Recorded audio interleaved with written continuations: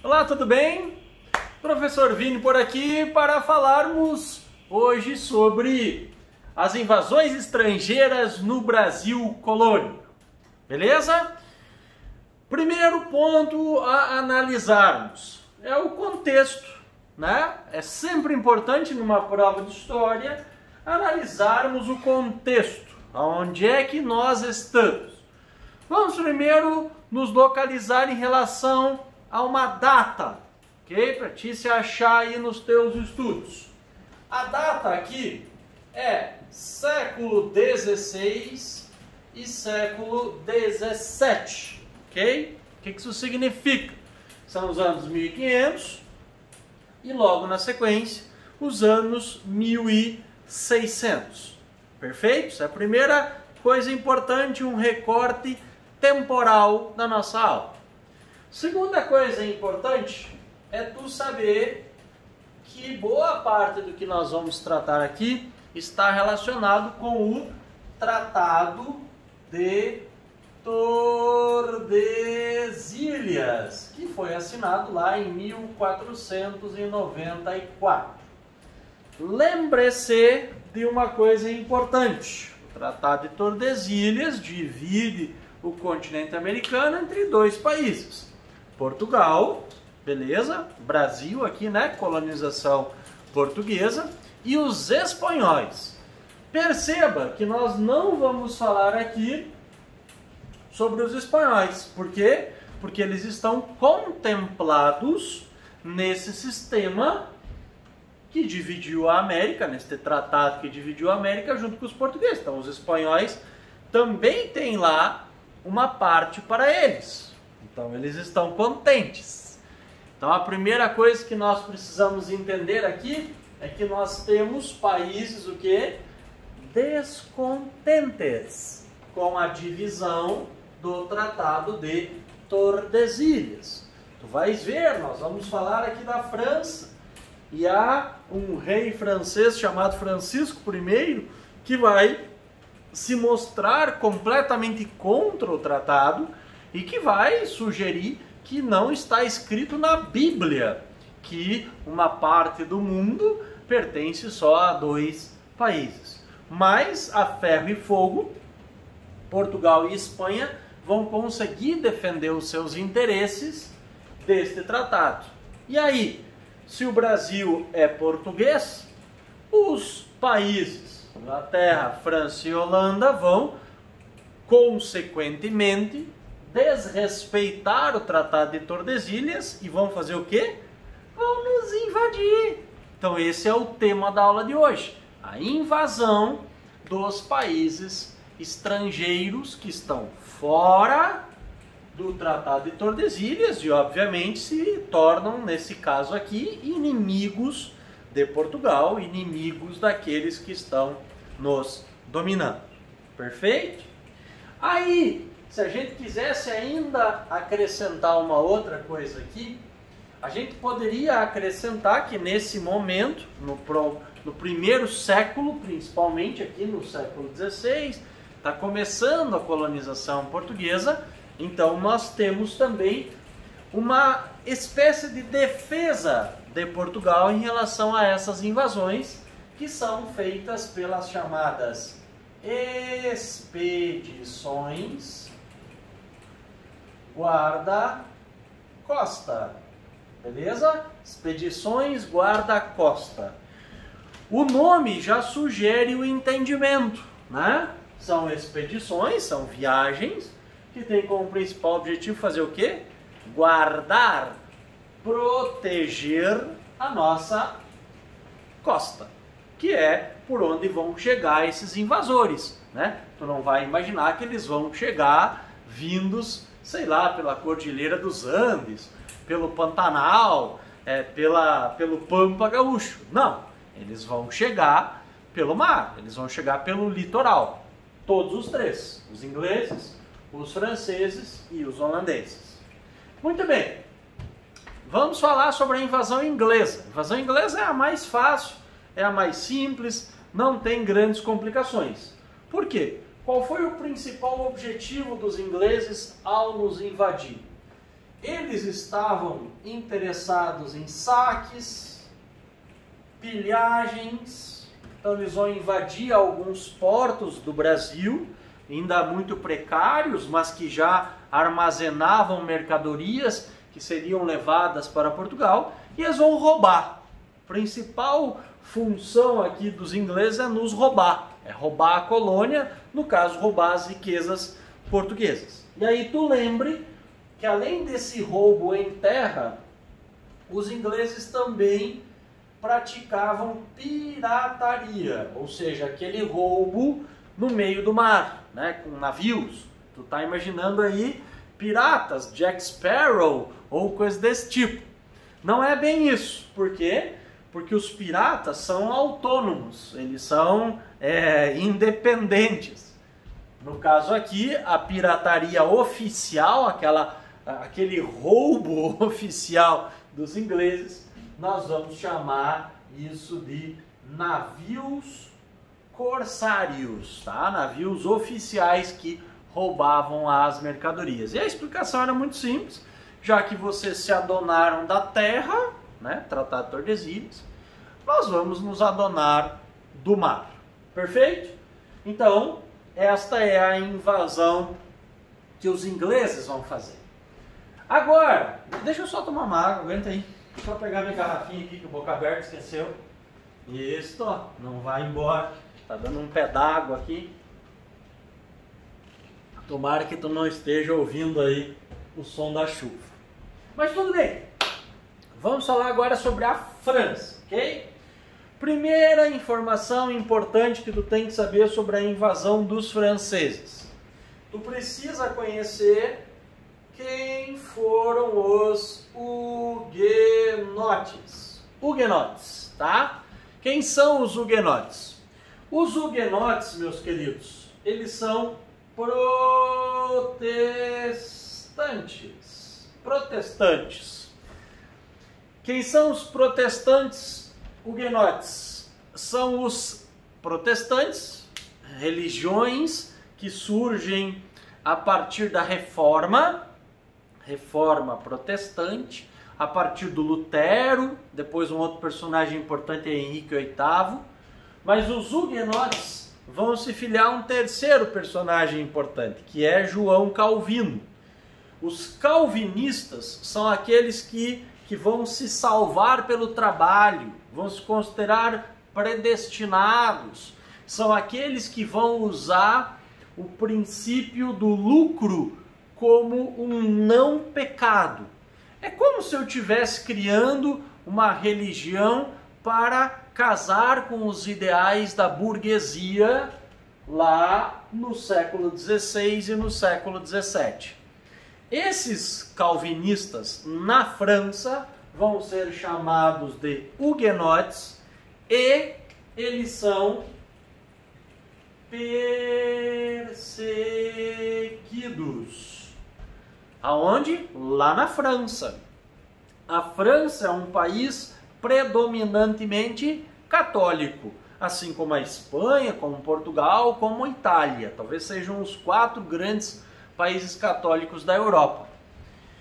E os católicos vão perseguir esses huguenotes. Então, esses huguenotes vão ser incentivados a fugir da França e fundar novas colônias para, então, nessas colônias aqui na América, difundirem seus ideais religiosos.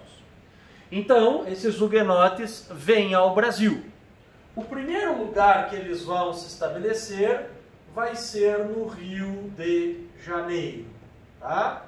Mais especificamente na Baía de Guanabara. Tá? A Baía de Guanabara é um local, além de lindo, estrategicamente muito interessante. Por quê? Porque ela é uma grande enseada com uma saída para o mar muito estreita.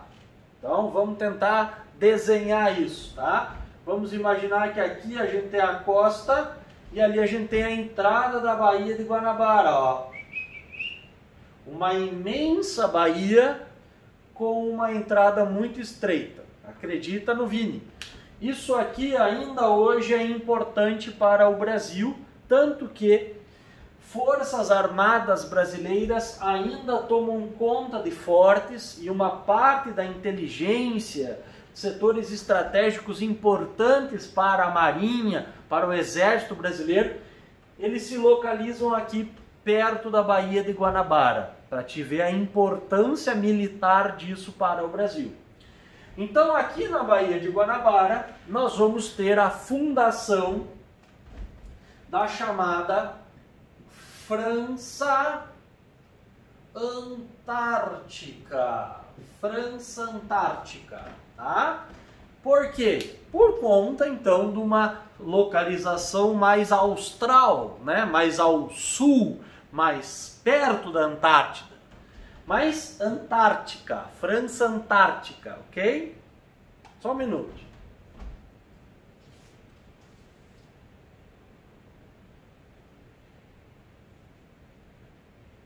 Sim, tô certo, tá? Eu fiquei só com uma pequena dúvida aqui se era isso mesmo.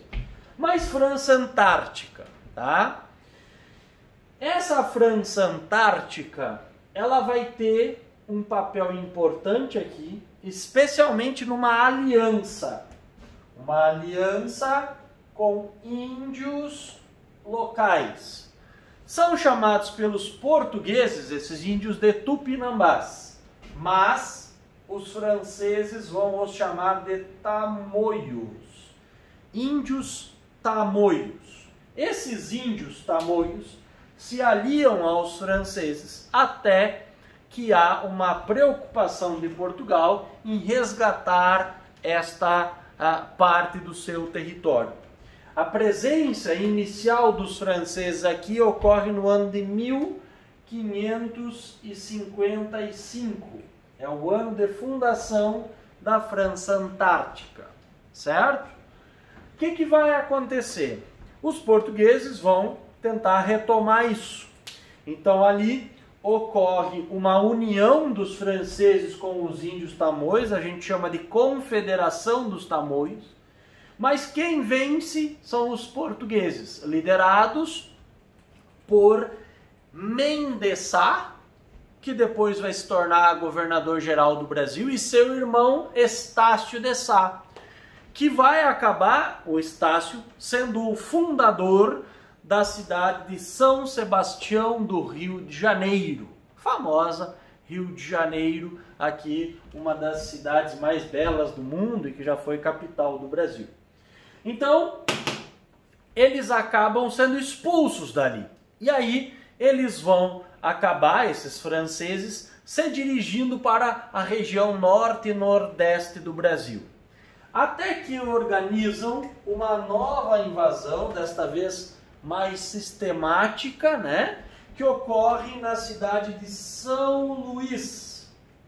São Luís fica no Maranhão, ok? Essa fundação, ela também vai ser feita por huguenotes, mas já tem uma participação de outros colonos franceses.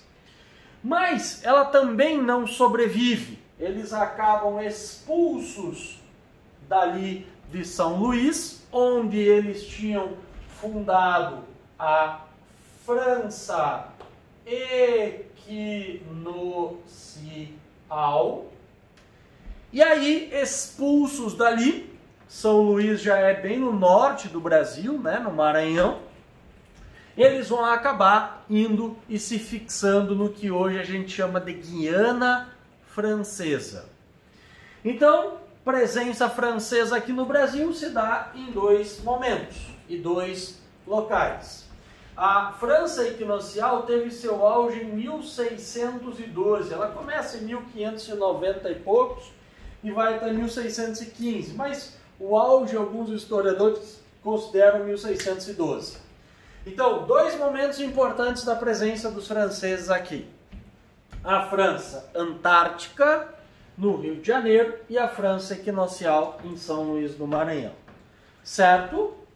Aí, nós chegamos a um segundo momento da aula. E agora eu sugiro que tu preste bastante atenção. esse é um momento aqui bem importante da nossa aula, porque aqui vão se concentrar as principais questões. É onde nós geralmente temos, quando nós estudamos esse conteúdo aqui, questões falando sobre a invasão holandesa. Por quê? Porque ela é muito mais importante. Ela tem um papel e um peso aqui muito maior do que os saques ou mesmo a fundação dessas duas pequenas colônias francesas. Estou falando da invasão holandesa. E para te entender isso, nós precisamos entender várias questões anteriores à chegada dos holandeses. A primeira é entender uma rivalidade. Qual rivalidade? Uma rivalidade entre a Holanda e a Espanha. Professor Vini, tem certeza? Tenho. Não é Portugal, é a Espanha. Holandeses e espanhóis disputavam desde influência no comércio com as Índias e também uma questão de ocupação territorial.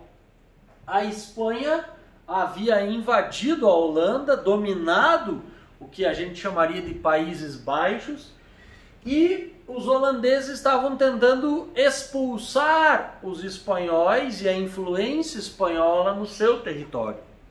Então, um já não topava muito com o outro. Havia uma rivalidade entre os dois.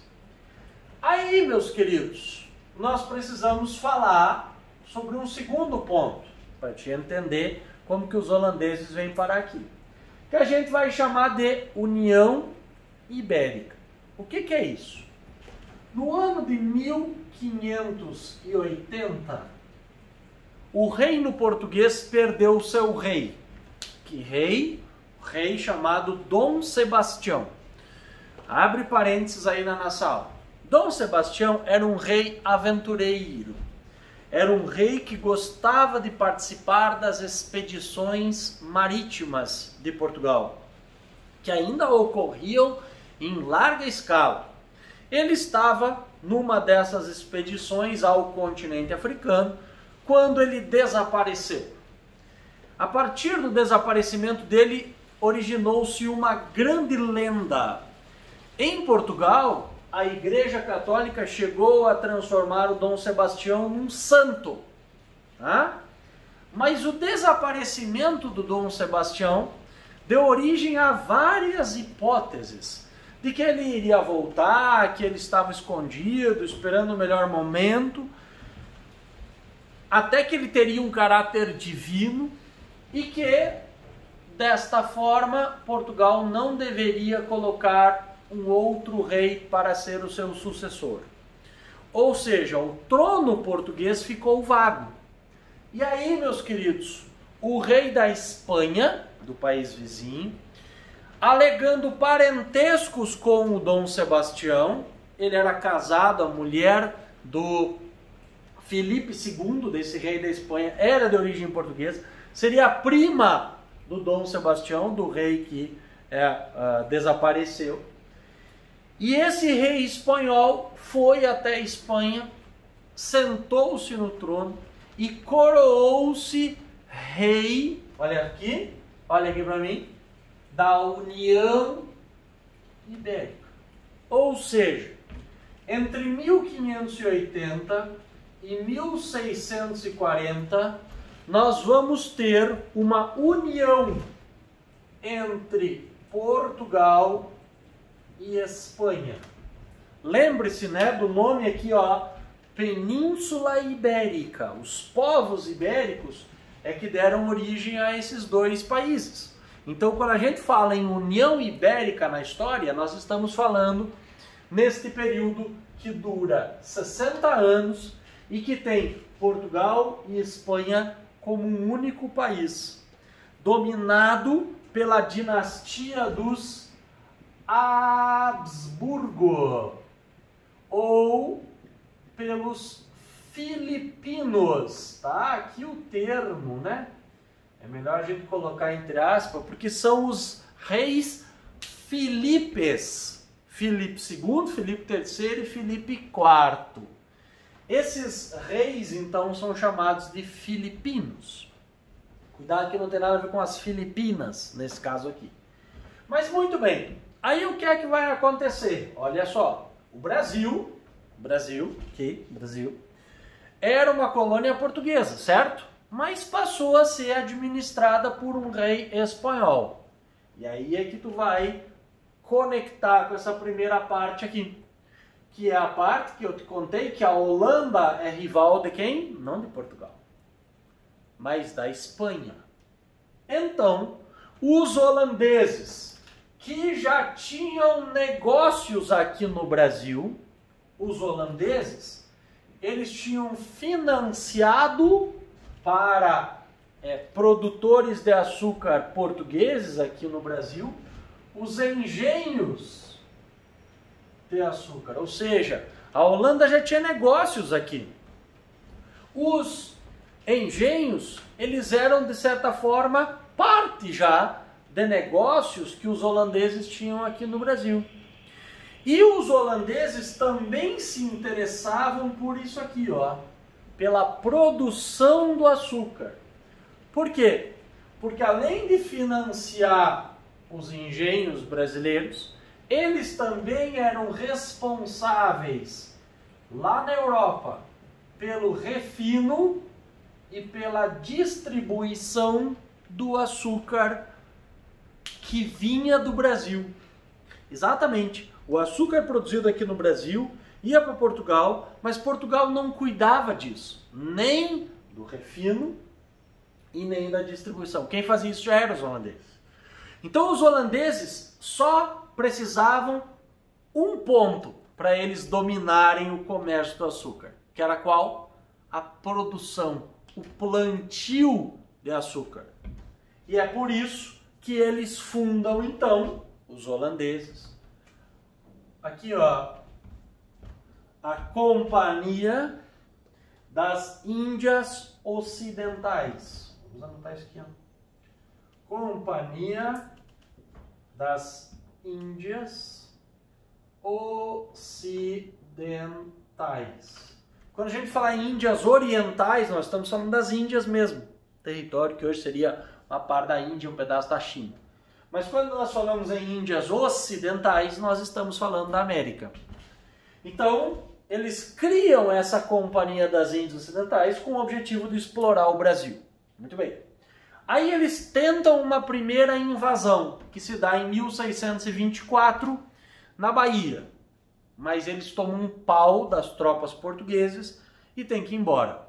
Mas em 1630, eles vêm não mais para Salvador, que era a capital, vão para o Recife, que fica um pouco mais ao norte de Salvador, hoje estado de Pernambuco, né?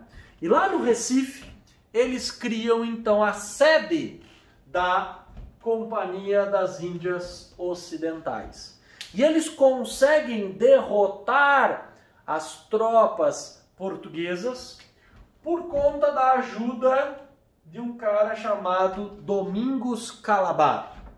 Domingos Calabar entrou para a história como o traidor, porque ele teria conduzido as tropas holandesas para o interior do Brasil e ele era um grande conhecedor do interior e isso facilitou a instalação aqui do Brasil da invasão holandesa, que a partir desse momento criou aqui uma colônia, ou se tu preferir, um país, tá? Que eles passaram a chamar de Nova Holanda. A Nova Holanda cobria basicamente o Nordeste brasileiro e tinha como principal ponto a cidade do Recife. O principal governante da Nova Holanda foi um cara chamado Maurício de Nassau. Maurício de Nassau. Tá? Associe sempre esse nome com a invasão holandesa. Ele é cobrado nas provas, é importante tu saber. Na cidade do Recife, Maurício de Nassau fez grandes obras, trouxe artistas, intelectuais para cá, reformou, modernizou, urbanizou a cidade, criou a primeira ponte da América. Primeira ponte, um negócio que liga um lado ao outro, da América, Recife. Ele criou encanamentos no Recife que, acredite, funcionam até hoje. E ele, vamos dizer assim, se afeiçoou ao Brasil e aos produtores portugueses mesmo, ou luso-brasileiros, que lá estavam. E não concordou quando os holandeses, quando os chefes dele, os caras lá da Companhia das Índias Ocidentais lá da Holanda, resolveram aumentar os impostos dos colonos. Quando eles resolvem aumentar os impostos dos colonos, começa um descontentamento com a presença holandesa aqui no Brasil. Isso vai contribuir para a chamada insurreição, que é uma rebeldia, né? Mas aqui tem um segundo ponto. Além da questão dos impostos, há também o fim da União Ibérica. Olha só, 1640, a presença espanhola lá em Portugal, o rei espanhol, o terceiro Filipe, que já governava Portugal, vai ser substituído. Chega ao poder a família dos Bragança. E esta dinastia portuguesa tira a ocupação e a influência espanhola de Portugal e resolve recolonizar o Brasil. Só que tem um problema. Qual o problema? Os holandeses estão aqui. Então eles resolvem lutar contra esses holandeses e os holandeses dão uma força. Qual é a força que os holandeses dão? Eles aumentam os impostos. E aí os colonos vão também ficar do lado de Portugal para expulsar os holandeses. O nome desta rebelião nós chamamos de insurreição, vou puxar para cá, pernambucana. É uma das primeiras guerras aqui do Brasil mesmo, tá? Nós temos importantes batalhas, a primeira batalha e depois a segunda grande batalha dos Guararapes, tá? Essas batalhas são vencidas por Portugal e conseguem expulsar os holandeses do nordeste do Brasil. Mas, veja, agora, se tu chegou até esse ponto do vídeo, só os bons chegam até esse ponto do vídeo, parabéns, repetir. Nós chegamos à parte mais importante da nossa aula. Quando eu falei para ti que o que mais caía na prova são... Aqui eu tô falando de Enem, tô falando de vestibular, tá? Mas isso aqui é um conteúdo clássico da história do Brasil. Quando eu falei para ti, ó, vai cair Holanda, mais do que França, do que Inglaterra, o que mais cai é isso aqui. As consequências da expulsão. Os holandeses são expulsos daqui, né? Quais são as consequências? Veja bem, a maior consequência aqui é o fim do ciclo do açúcar. Por que isso, professor? Porque ao ser expulso daqui, ou ao serem expulsos daqui, os colonos holandeses haviam aprendido a plantar açúcar. E eles são expulsos e vão para onde, professor? Eles vão para as Antilhas. Professor, o que são as Antilhas? Os espanhóis chamam de Caribe. Talvez tu conheça também como Caribe. Eles vão para as Antilhas, desculpa, e vão fazer o que lá? Eles vão plantar açúcar. E daí, professor? Daí que eles já dominavam o refino e a distribuição. E eles vão acabar, esmagar a riqueza proveniente do ciclo do açúcar.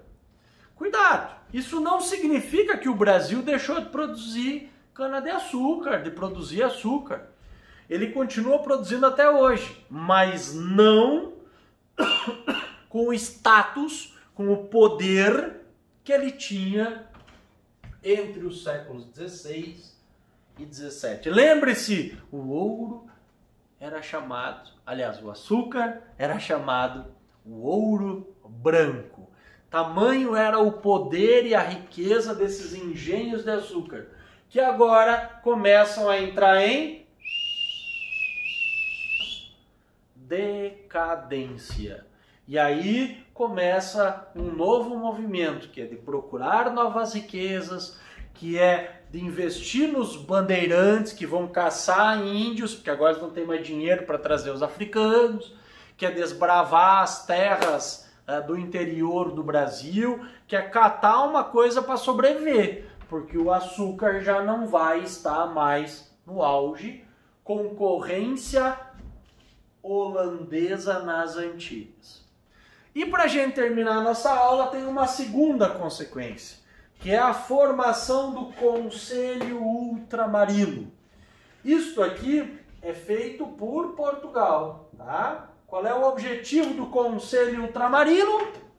Evitar que as suas colônias, principalmente a maior e a mais importante, que era o Brasil, não fosse mais invadida.